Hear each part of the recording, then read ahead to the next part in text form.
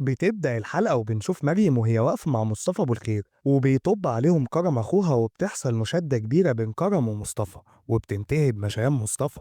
وبنروح على بيت الحاج عبد الحكيم وبنشوف مريم وهي بتحاول توضح لهم الموقف اللي حصل واخواتها بيبقوا مش فاهمين سبب وقوفها معاه. طبعا كرم ما صدق يولع الدنيا ويلبس مريم في الحيط وبيقول لهم انه حاسس ان كل المشاكل اللي هم فيها بسبب مريم وانها متفقة مع مصطفى أبو الخير عليهم وانها لسه بتحبه. وللأسف كرم وعماد فعلا بيصدقوا كلام كرم وبيزعقوا لمريم وبدأوا هما كمان يشكوا فيها ومريم مش مصدقة ازاي يفكروا فيها كده. وكرم مكمل ولع في الموضوع وبيقول لها انك انت عاملة علينا قصص وبتحوري علينا وحتى موضوع ان دهبك اتسرق ده قصة انت عاملاها علينا. وبيقول لاخواتها تعالوا ندخل تاني ندور على الدهب وبيدخلوا يدوروا على الدهب فعلا في أوضة مريم وبيلاقوا الدهب اللي مريم قالت انه اتسرق ومريم بتواجهه وبتقول له ان انت اللي سرقت الدهب ورجعته عشان توقع بيني وبين اخواتي. بس للاسف شوقي وعماد بيصدقوا كرم وبيقتنعوا ان مريم كانت بتكذب عليهم. وبنشوف داليا مع والدتها وبتقول لها ان الدكتور اللي راحت له مرضاش يعمل لها عمليه الاجهاض. وبنشوف كرم وهو قاعد مع رباب مراته وبتقول له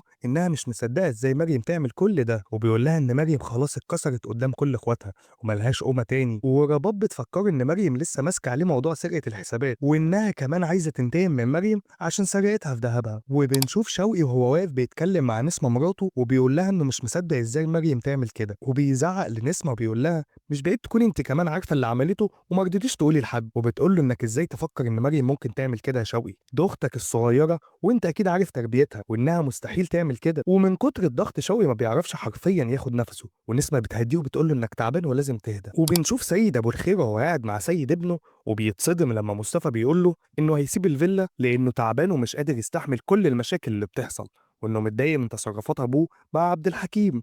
وابوه بيقول له ان هو اللي مظلوم وبيحكي له حكايته زمان وانهم كانوا صحاب جدا هو وعبد الحكيم وكانوا شركاء في كل حاجه وانه كان بيحب واحده جدا وما كانتش مدياله وش خالص. وبعد كده سيد سافر مره واحده ورجع من السفر لقى البنت اللي بيحبها بتتجوز واتصدم لما عرف انها بتتجوز عبد الحكيم. مصطفى بيتصدم من اللي سمعه وبيقول له انت بتتكلم على مين؟ بيقول له انه بيتكلم على ام مريم وكرم. وبنشوف جمال وهو قاعد مع اخته رباب وبتقول له انسى بقى موضوع مريم ده وبيتعصب عليها وبيقول لها انه هيرجع لمريم وما يعرفش يعيش من غيرها. وبنشوف زينب بتدخل اوضه مريم بتلاقيها لمت هدومها وسابت البيت وبتجري على عماد تقول له اللي حصل. وكرم بيتصدم لما عرف اللي حصل ورباب بتدخل وبتقول لهم ان بنتهم هربت وعماد بيزعق لها وبتحصل خناقه كبيره بين عماد وكرم بيقول لهم انها هربت مع مصطفى ابو الخير. وبنشوف جمال بيقوم يفتح الباب وبنكتشف انها مريم وبتقول له انا موافقه ارجع لك وبس كده.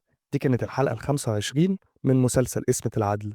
لو عجبتكم الحلقه اعملوا لنا لايك وفولو وقولوا لنا حابين نتكلم عن مسلسل ايه واستنوا كل يوم ملخص كامل لجميع حلقات مسلسل اسمة العدل.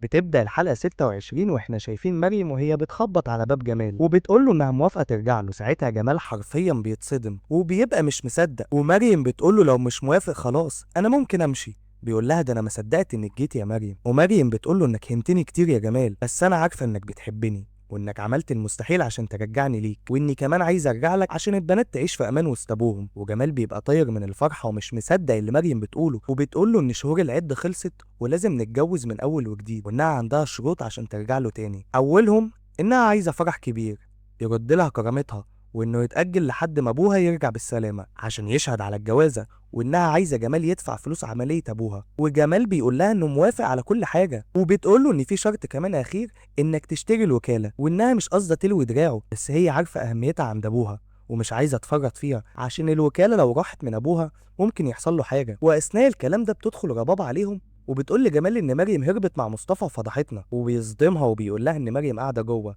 وتعالي نفطر احنا التلاتة يا حبي. رباب بتتصدم لما بتشوف مريم وبتاخدها بالحضن وبتقول لها الحمد لله اني اطمنت عليك. وبنشوف بيت الحاج عبد الحكيم وبنشوف زوزو وهي بتزعق لكرم وبتقول له ان كل اللي حصل ده بسببك يا كرم وبيقول لها انه عمل الصح وانه قال كلمة حق. وشوقي مصدوم ومش فاهم ممكن مريم تكون راحت فين. وبتدخل عليهم رباب وبتقول لهم انها اطمنت على مريم خلاص وانها موجوده عند جمال. البيت كله بيتصدم لما بيعرف اللي حصل وعماد مش فاهم ازاي بعد كل اللي عملوا فيها ازاي ترجع له. وزوزو بتتعصب وبتقول لهم انها لازم تروح لها عشان تعرف هي عملت كده ليه. وبنرجع تاني لجمال ومريم وهم في بيت جمال، وبيقول لها ان هو كمان ليه شروط. مريم بتقول له شروط ايه بس؟ بيقول لها انك ترجعي تعيشي في البيت انت والبنات، وبيديها نسخ المفاتيح، ومريم بتبقى مش عارفه تقول له ايه حرفيا. وجمال بيقول لها ان في حاجه تانية بس مش عارف اقولها لك ازاي، وبيصدمها وبيقول لها انه عايز يبقى مطمن وعايزها تكتب على نفسها وصل امانه بالفلوس اللي هيدفعها في الوكاله، وانه هيقطع الوصلات يوم كاتب الكتاب. مريم بتقول له انها موافقه بس مش عايزه حد يعرف حاجه عن الموضوع ده، وبيقول لها انه مستغرب انك ليه ما جبتيش سيره موضوع هاله. قالت له انا ما يخصنيش موضوع هاله، وان رباب هي اللي بعتت لي قسيمه الجواز. وساعتها جمال بيتصدم صدمه عمره. وبنشوف بعد كده جمال وهو متعصب جدا على رباب، وبيقول لها ده انا امنيه حياتي ان اعرف مين اللي عمل فيا كده، واني ما توقعتش انك انت اللي تكوني عملتي كده،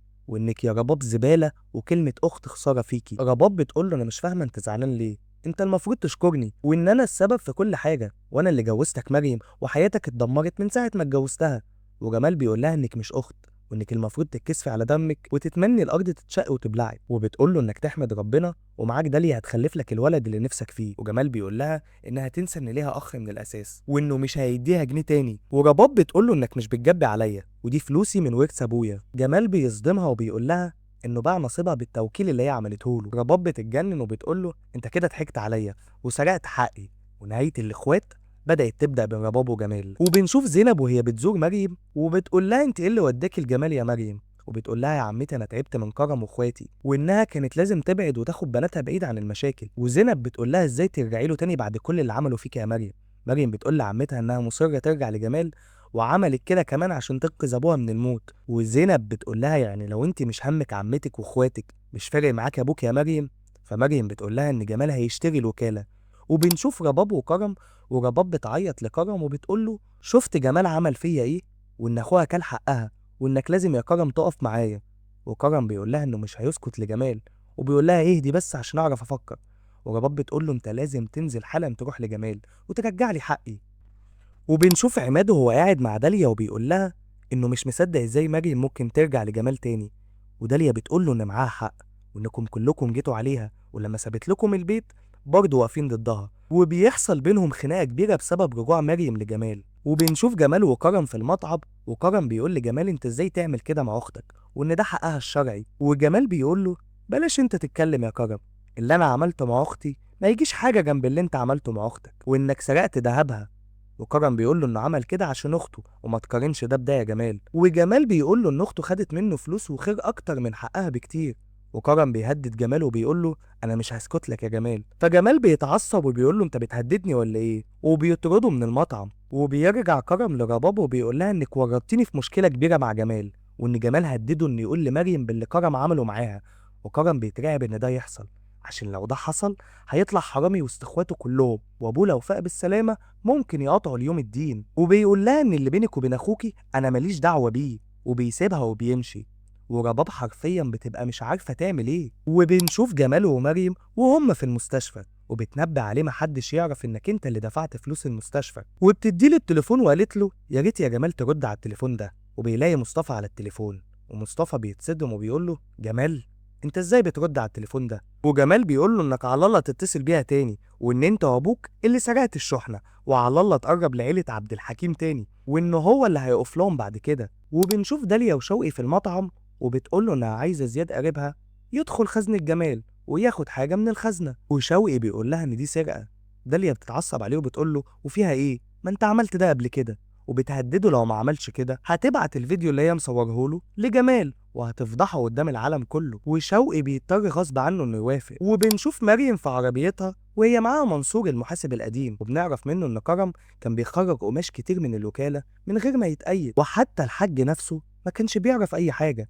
وبيقول لها ان كرم تصرفاته كلها كانت غريبه، وكان بيتفق مع التجار لوحده، وانه ما ينفعش نعمل جرد خالص للمخزن. وكمان منصور شاكك ان كرم حرامي وبيسرق الوكاله، وانه عشان كده طرده. ومريم بتطلب منه انه يعرف القماش ده كان بيروح فين، وعايزاه كمان يراقب سيد ابو الخير عشان هي شاكه ان هو اللي سرق الشحنه الجديده، ولو عمل كده هترجعه تاني يشتغل في الوكاله زي ما كان. وبنشوف عادل وهو داخل على جمال وبيقول له عايزين نبيع الفيلا يا عادل. وعادل بيقول له طبعا داليا بتزن عليك. فبيقول له لا مش داليا، دي مريم اللي بتزن عليا.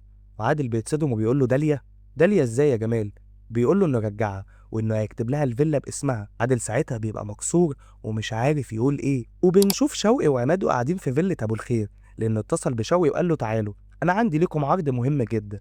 وبيدخل عليهم سيد أبو الخير وبيقول لهم إنه عايز يشتري الوكالة، أو على الأقل يشتري نصيب عماد وشوقي، وهو هيعرف يتصافى مع مريم وكرم، وإنكم محتاجين الفلوس عشان تنقذوا حياة أبوكم. وعماد بيتعصب عليه وبيقول له أنا مش موافق ومش شايفين إن البيع ليك مصلحة. أبو الخير بيقول له فكروا براحتكم، وإن أي مبلغ هيتحط في الوكالة أنا مستعد أدفع ضعفه. شوقي وعماد بيسكتوا وما بيعرفوش يردوا عليه. وبنشوف عادل ومريم هم واقفين في المستشفى، وبيقول لها انت ازاي ترجعي لجمال، وبتقول له انها هترجع لجمال عشان مصلحتها. فعادل بيهددها وبيقول لها خلي بالك يا مريم، زي ما جمال مش سهل انا كمان مش سهل. ومريم بتقول له انت بتهددني ولا ايه؟ فعادل بيقول لها لا يا حبيبتي انا بس بفكرك. وبنشوف مريم وهي قاعده مع اخواتها بيتكلموا في موضوع بيع الوكاله، ومريم بتصدمهم ان جمال هو اللي هيشتري الوكالة. وبس كده، ده كان ملخص كامل للحلقة ال26 من مسلسل اسمة العدل. لو عجبتكم الحلقة ادعمونا بلايك وكومنت وسبسكرايب للقناة. وبس كده، دي كانت حلقتنا النهاردة من شرح مفصل. سلام. بتبدأ الحلقة بمشهد في بيت الحاج عبد الحكيم العدل، وبنشوف مريم ومعاها اخواتها كرم وشوقي وعماد وعمتهم زينب. وعماد بيقول لهم ان ابو الخير عرض علينا سعر اكتر من اللي حطه جعفر بكتير. وبيرد عليه كرم وبيقول له انت بتقول ايه يا عماد؟ هو انت ما فكرتش في ابوك؟ ومريم بتقاطعهم وبتقول لهم انتوا ايه اللي خلاكم تروحوا له اصلا؟ ابوكم لما يقوم بالسلامه عمره ما هيسامحكم. فبيرد عليها شوقي بيقول لها ما تستني بس وتسمعي عشان تفهمي احنا رحنا ليه. احنا ما قررناش احنا هنبيع له حاجه ولا لا، بس رحنا نسمع عرضه لان هو اكتر واحد عايز يشتري الوكالة ومش هيبخس بتمنها الأرض. وده اللي حصل فعلا، الراجل عارض ضعف اللي جعفر عايز يدفعه، واحنا عرفناكم عشان تبقوا معانا في الصورة. بيتعصب عليه كرم وبيرد عليه وبيقول له دي صورة سودا طول ما فيها سيرة أبو الخير، يعني احنا يبقى قدامنا راجل محترم وهيدفع كاش زي المعلم جعفر. فبيرد عليه عماد وبيقول له إن جعفر عايز ياخدها ببلاش. يا كرم احنا ممكن نستغل عرض أبو الخير ده ونضغط على جعفر بعرض أبو الخير لحد ما يزود معانا في السعر. فبترد مريم وبتقول لهم وانا قلت لا جعفر ولا ابو الخير. فبيقول لها كرم هيبقى مين ان شاء الله؟ فبتقول لهم الوكاله هتفضل في بيتنا، جمال اللي هيشتريها. كرم بيتجنن وبيقول لها ان ده من رابع المستحيلات، انا مستحيل ابيع له، ده نصب على مراتي في حقها. وشوقي بيقول لها ويا ترى هو اللي اقترح من دماغه ان هو يشتري الوكاله ولا انت اللي عرضتي عليها مريم؟ مريم ردت عليه وقالت له جمال غلط زمان وعايز يكفر عن ذنبه، وهو ابن خالتكو جوزي، فلما هو يشتريها هتفضل الوكاله بينا. فبيرد عماد باستهزاء جوزك؟ هو انت خلاص كده رجعتي له رسمي؟ فبترد عليه مريم وبتقول له انا لسه ما خدتش قرار، بس جمال عايز يشتري الوكاله فلما يشتريها هتفضل بتاعتنا. بترد زينب عليها وبتقول لها بس جمال مش تاجر وماشي يا بنتي، هيمشيها ازاي وهيشغلها ازاي؟ قالت لها جمال مش هيغلب يا عمتي، وهو وعدني ان عمره ما هيشيل اسم ابويا من عليها، هنعوز ايه تاني اكتر من كده؟ فكرم بيرد وبيقول لهم ان انا مش موافق على الكلام ده. فمريم بتقول له ايه رأيك يا كرم تحط موضوع رباب ده على جنب شوية وتعالى نفكر في ابونا، ايه رأيك؟ بيرد عليها وبيقول لها ما هو عشان انا بفكر في ابويا مش موافق بالكلام ده، لا جمال ولا ابو الخير. فبتقول لهم زينب الله الله يا ولاد عبد الحكيم، كلكم بتتكلموا كأن الوكالة دي قماش وحيطان، بس الوكالة دي تعتبر عمر ابوكم، تعب وسنين وشقة. فكروا كويس بس قبل ما تبيعوا، انتم هتبيعوا لمين؟ مش لأي حد، ولو لأي حد اعرفوا ان اللي هيشتري مش بس بيشتري ارض، لا ده بيشتري تاريخكم كلكم. وبنروح لمشهد في الوكالة وبيكون فيه كرم وعماد وشوقي،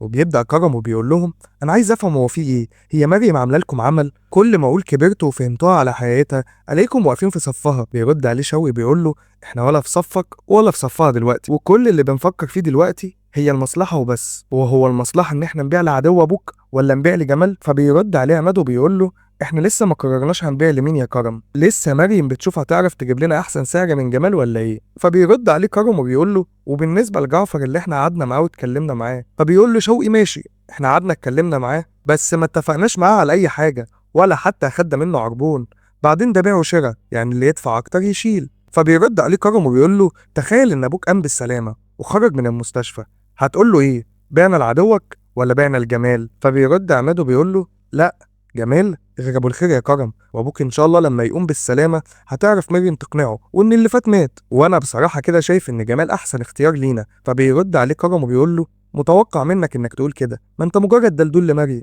فبيتعصب عماد وبيقول له فيها يا كرم، فبيرد عليه كرم وبيقول له بلا ايه بلا زفت، انا زهقت من كتر ما اتكلمت معاكم في الموضوع ده، شوفوا بقى مين اللي هيشتري الوكاله ناقصه ربع، انا مش هبيع غير لجعفر. وبنروح لمشهد تاني وبنشوف شوقي وهو داخل البيت وبيلاقي نسمه منهاره وبتعيط وبيسالها انت بتعيطي ليه؟ عرف ان نتيجه التحليل انها ما بتخلفش وبيحاول يراضيها وقال لها ان في عمليه بتتعمل في اسبانيا لحالتها دي ب 2 مليون جنيه. فبتقول له 2 مليون واحنا هنجيب المبلغ ده منين؟ او حتى لو في الفلوس دي اكيد هنخليها لعمليه عمي، اكيد هي اللي اهم. شوقي بيطمنها وبيقول لها سيبيها على ربنا وهو اكيد هيدبرها، هو انت مش دايما بتقولي لي انا مش بس جوزك انا حبيبك؟ ولا هو كان اي كلام اونطه وخلاص؟ انا بحبك قوي يا نسمه، انت بالنسبه لي كل حاجه. ونسمه بتنهار وبتقول له انا اسفه اني مش عارف اخلف لك عيل تتسند عليه. وبنشوف مشهد لمخازن ابو الخير وبنلاقيهم بيدخلوا بضاعه، وواحد من رجاله مريم بيشوف اللي بيحصل وبيكلم مريم وبيقول لها وبتقول له خليك مكانك وانا جايه، وصور اي حاجه بتحصل. وبتيجي مريم على طول وبتصور هي كمان اللي بتحصل. منصور اللي من رجاله مريم بيقول لها على مكان مخزن بتاع كرم اللي محدش يعرف عنه حاجه. وبعد كده بتروح مريم القسم تعمل محضر بالفيديو، والظابط بيقول لها ان ده مش دليل، هنعمل التحقيقات ونعرف ان القماش ده من شحنتكم ولا لا. وبنروح لمشهد لمخزن كرم وبنلاقيه واقف مع الرجاله اللي جابوا الشحنه وبيقولوا له اننا ما نعرفش حاجه عن الشحنه اللي اتسرقت، يعني ملناش فيه، اللي بينا مصلحه وخلصت. ومريم بتعرف مكان مخزن كرم وبتشوفه وهو خارج من المخزن وبتعرف ان المخزن ده اتسرق. وبنروح لمشهد بنلاقي مريم وعماد وشوقي وهم قاعدين ومريم بتحاول تقنعهم انهم يبيعوا الوكاله لجمال وهم مش مقتنعين، وبتقول لهم انا هرجع له وهبقى مراته، يعني الوكاله هتكون في بيتنا. وفي الاخر عماد وشوقي بيوافقوا وبيسالها شوقي تفتكري كرم هيوافق؟ فبتقول لهم مالكوش دعوه بكرم، انا هتصرف معاه. وبنروح بالمشهد للوكاله بنشوف كرم وجعفر وهم قاعدين وكرم بيقول له ان هو اتسرق وجعفر مش مقتنع وبيهدده انه هيفضحه قدام ابوه واخواته. وبعد كده بنروح لمشهد وبنلاقي كرم وهو في البيت ومريم بتقول له قلت ايه في باقي الوكاله لجمال عشان ما تخرجش برانا؟ قال لها تاني انا مش هبيع لجمال ولا لابو الخير. فمريم بتتريق عليه وبتقول له امال هتبيع لمين؟ لجعفر؟ قال لها هو او غيره. وبتقول له اصل انا سمعت حاجه غريبه قوي يا كرم، بيقولوا ان في مخزن اتسرق والبضاعه اللي جوه كانت بتاعه جعفر، فالراجل يا حرام لا هيعرف يبيع ولا يشتري. اللي اقول لي يا كرم هو انت عندك مخزن تاني غير المخزن بتاع الوكاله اللي كلنا عارفينه؟ قال لها مخزن تاني؟ انت بتجيبي الكلام ده منين؟ قالت له مش مهم بجيب الكلام ده منين، انت ما ردتش على سؤالي. قال لها لا طبعا وما عنديش، وبطلي بقى تشكي فيا وتقولي اي كلام، انت بتراقبيني ولا ايه؟ وخلي بالك ده مش هيوصلك لحاجه على فكره، وهاتي من الاخر. قالت له خلاصه الكلام احنا هنبيع لجمال. وقال لها وان رفضت؟ قالت له من مصلحتك ان انت اللي توافق، خصوصا ان حوارك انت وجعفر خلاص طلع على فشوش. قال لها وانا مش هبيع لجعفر، هبيع لغيره، المهم ان جمال لا. قالت له انا واخواتك خلاص اتفقنا، وجمال قرر يدينا اعلى سعر. وافق يا كرم؟ وافق عشان تفضل كبير في نظرنا قدام اخواتك، فكر ورد عليا. وبنروح لمشهد بنلاقي مخازن ابو الخير وبنلاقي سيد ابو الخير قاعد مع الرجاله اللي كانوا شغالين مع كرم وجعفر، بنفهم ان جعفر متفق مع ابو الخير. وبنروح لمشهد لجمال ومريم واخواتها وهم قاعدين بيبيعوا الوكاله لجمال، فشوقي بيقول له انت سايب الطرف التاني ده ليه فاضي يا جمال؟ ما تكتب اسمك. قال له انت مستعجل ليه؟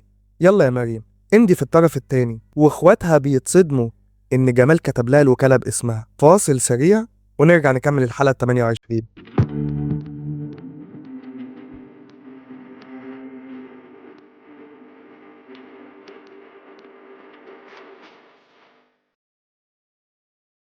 نبدأ الحلقة 28 واحنا شايفين اخوات مريم وهم مصدومين من اللي بيحصل. جمال قرر يكتب لها الوكالة وعماد وشوقي مش مصدقين، والكل بيفتكر ان مريم عايزة تكوش على الوكالة كلها، لكن الحقيقة هي مريم عايزة تحفظها لابوها لحد ما يقوم بالسلامة، خصوصا ان والدها داخل عملية خطيرة الصبح. لكن المفاجأة الكبيرة ان جمال هو اللي دفع تكاليف العملية كلها من غير ما حد يعرف. وهنا بتبدأ الشكوك، هل جمال بيعمل ده حبا في مريم ولا بيمهد لرجوعها لحياته؟ وبنشوف مشهد والبوليس بيهجم على المخزن بتاع ابو الخير والظابط حازم بيدخل فجأة على الحاج سيد ابو الخير بعد بلاغ ان شحنة القماش المسروقة من وكالة عبد الحكيم موجودة عنده. التوتر بيزيد لكن التفتيش بيطلع على الفاضي، وابو الخير طلع منها مؤقتا، لكن الواضح ان في حد سبق وخبى البضاعة. وبالفعل بنكتشف ان البضاعة اتهربت في اخر لحظة المخزن تاني. وبنروح مشهد في المستشفى وبنعرف ان عملية عبد الحكيم نجحت وان هو هيقوم بالسلامة، لكن وسط الفرحة في خطط بتطبخ في السر. مريم بتتكلم مع جمال وهو بيقول لها انه هيكتب الفيلا باسمها، لكن في مشكلة قانونية صغيرة هقولك عليها بعدين. يا ترى المشكلة دي حقيقية ولا في لعبة جديدة بتتعمل؟ تحصل في المستشفى مواجهة كبيرة بين رباب وجمال، وبتقول له انت بتصرف ملايين من فلوسنا عشان مريم، وبتتهمه ان الفلوس دي حرام وانه بيظلمها في حقها الشرعي. الخلاف بيكبر والدعوات عليه بتبدأ، وواضح ان نار الطمع بدأت تاكل في الكل. وفي صدمة لسيد أبو الخير بيلاقي البوليس بيطب عليه في بيته وبيقبض عليه، لكن المرة دي حازم باشا معاه دليل وبيقبضوا على ابو الخير رسميا بتهمة سرقة شحنة عبد الحكيم. وفي مشهد يحبس الانفاس بيحصل مواجهة قوية بين مريم وشوقي وجمال وداليا كمان. بنكتشف ان في خطة مدبرة لتلبيس السرقة لشوقي، لان في فيديو متصور له وهو بيسرق من خزنة جمال، لكن الحقيقة ان في حد كان بيستخدمه عشان يوقعه. وبتبدأ المواجهة قدام الكل، وهنا اللحظة اللي قلبت الحلقة 180 درجة. جمال كان فاكر ان مراته حامل في ولد، لكن المكالمة المتسجلة بتكشف الحقيقة. هي كانت عارفة إن اللي في بطنها بنت وخبت عنه عشان ما تخسرهوش. جمال بينهار وبيحس إنه اتضحك عليه، وبيقول لها أنا تضحكي عليا. وفي لحظة غضب وانكسار بيطلعها قدام الكل. مش بس كده، ده بيطلب البوليس وبيقرر يحبسها لحد ما الحقيقة كلها تظهر. وبس كده، ده كان ملخص النهارده للحلقة ال27 وال28، وانتظرونا بكرة عشان بكرة هيتم عرض الحلقة ال29 والحلقة ال30. شكرا، كنا معاكم شرح مفصل. سلام.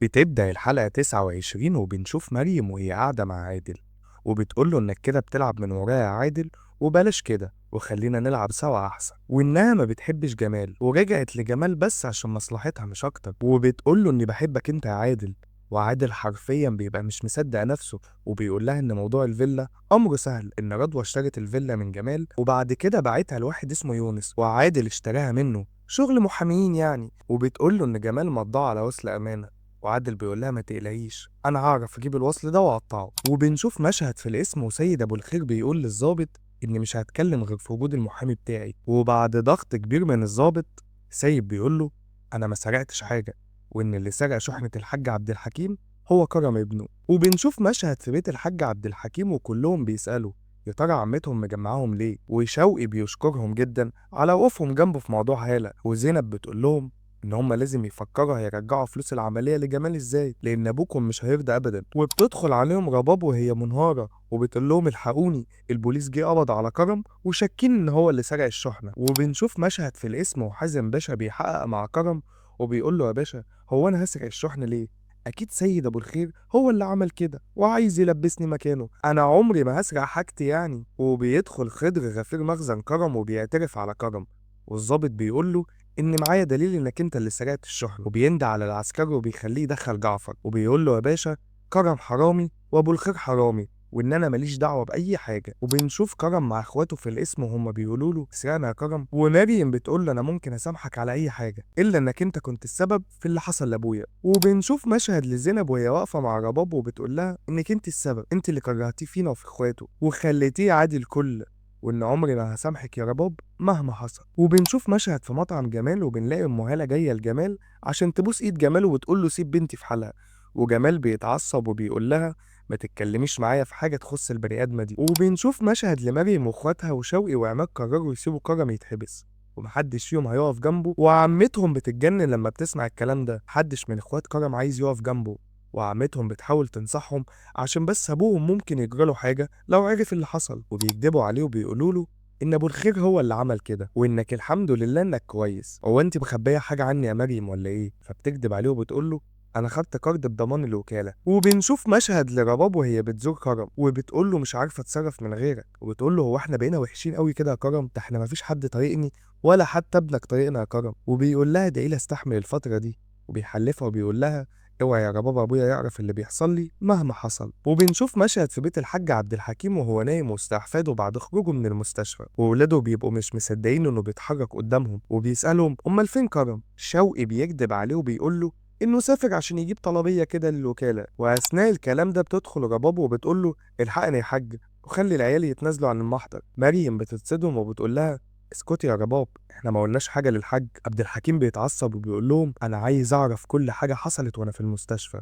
مريم بتقول له حاضر يا حاج هحكي لك. وبيحكوا له عن كل اللي حصل الفترة اللي فاتت. حكيم بيتصدم صدمة عمره وبيقول لهم ان انا ما خلفتش رجالة واني ندمان ان ابوكم، وبيقول لرباب انها ترجع الشقة اللي خدتها بالباطل، وان كرم اخوها هيفضل محبوس مع الحرامية اللي زيه. وبيقول لمريم انه حتى انت كمان غلط اللي بعتي نفسك حتى لو على حساب الوكالة، وبيطردهم كلهم بره وبيقول لهم اني مش عايز اشوفكم تاني. وبنشوف مشهد بين عماد وشوقي منهار وبيقول له اول مرة ابوك يزعل مني كده، وعماد بيقول له ان اللي فات كان صعب علينا كلنا. شوقي بيرد عليه وبيقول له ان احنا كلنا فكرنا بانانيه قوي، كل واحد فينا فكر في مصلحته وبس. وبنشوف مشهد بين زينب واخوها حكيم وبيقول لها ان انا موجوع قوي بسبب عيالي، حتى مريم كمان وجعاني. وزينب بتقول له مريم لا، دي عملت كل ده عشانك وعشان تنقذ الوكاله من الضياع. وبنشوف مشهد بين عادل ورجائي وبنكتشف صدمه ان رجائي يبقى ابو عادل، وان عادل هو السبب في موت امه، وان كمان عادل عنده عقده نفسيه من وهو صغير. وعادل بيقول لابوه ان جاي لك عشان اقول لك اني هتجوز مريم. وبنشوف مشهد بين مريم وعادل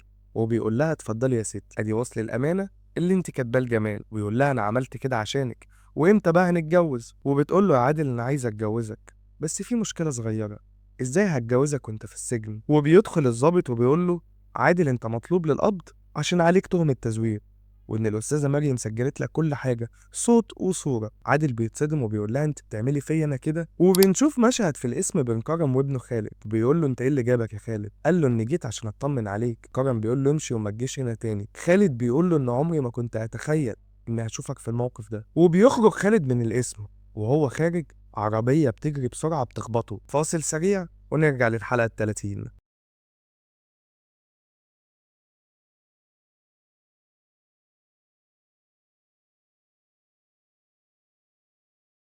بنشوف في الحلقة الأخيرة مشهد في المستشفى وخالد في العمليات جوه، ورباب بره بتنهار على ابنها. الحاج عبد الحكيم قاعد على أعصابه والبيت كله مش مصدق اللي حصل، وبيجي لهم أصعب خبر سمعوه وهو وفاة خالد. بنشوف الحاج عبد الحكيم وهو بيواسي كرم ابنه في عزاء حفيده خالد. وبننتقل لمشهد لكرم وهو قاعد مع رباب ومنهار وبتقول له حرام بقى ما تعملش في نفسك كده، وبيقول لها انه مش مسامح نفسه على اللي حصل. وبنشوف مشهد بين كرم ومريم وبيقول لها على كل حاجه. مريم بتقول له مش وقت يا كرم. قال لها اني اذيتك كتير يا مريم، واني غيرت لما عرفت ان الوكاله هتتقسم علينا كلنا، مش ليا انا بس، ان انا اللي سرقت الشحنه وكمان انا اللي لعبت في السيستم عشان اطلعك فاشله قدام ابويا وما تكشفيش اني بسرق الوكاله، واني اتفقت مع جمال اننا نسرق الدهب بتاعك. مريم بتقول له انت اللي عملته ده فادني وما ضرنيش يا كرم، خلاني اعرف افكر وارجع اعيد حساباتي من تاني، واني مش زعلانه منك يا كرم، احنا اخوات وملناش الا بعض. وبيدخل كرم للحاج عبد الحكيم وبيقول له انا اسف يا حاج اني جاي لك وانا ندمان وقرفان من نفسي، مش عايز حاجه غير انك تسامحني. حكيم بيقول له ان المسامح كريم. وبنشوف مشهد في المطعم والبوليس بيقبض على جمال، كمان بيقولوا له ان هم هيشمعوا المطعم بالشمع الاحمر. ولاد العدل بيتجمعوا تاني في بيت ابوهم، وبتنتهي حدوته اسمة العدل في سعاده وفرح. وبس كده، دي كانت نهايه احداث مسلسل اسمة العدل. وانتظرونا بكره هنعمل حلقه عن ملخص أحداث اسمة العدل من الحلقة الأولى لحد الأخيرة. شكرا، كنا معاكم شرح مفصل. سلام.